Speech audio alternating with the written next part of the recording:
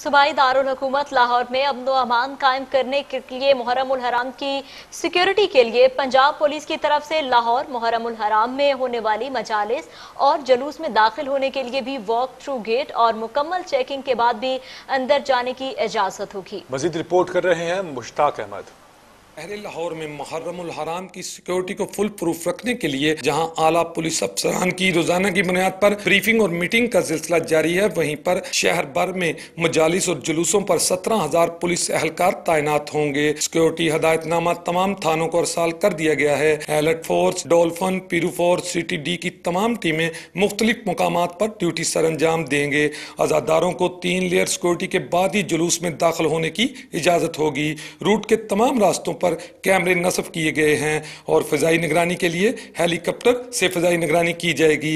लाहौर में एक कैटेगरी में 599 मजालिस होंगी जबकि 98 जुलूस होंगे। ज़राए से मालूम हुआ है कि वज़ीर आला पंजाब की तरफ से main command and control system की खुद निगरानी की जाएगी और सिक्योरिटी की सूरत हाल से वो आगाह रहेंगे।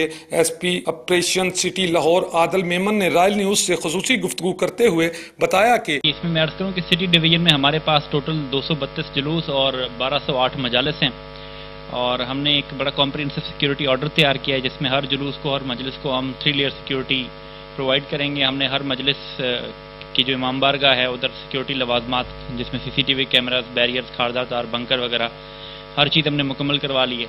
उसके अलावा तमाम हमारे जो मुंतज़मीन हैं, अमन कमेटी के मेम्बरान हैं और जो हमारे उलमा हैं उन सब से मीटिंग्स हो गई हैं मुहर्रम के हवाले से और बड़ी अच्छी कोऑर्डिनेशन है।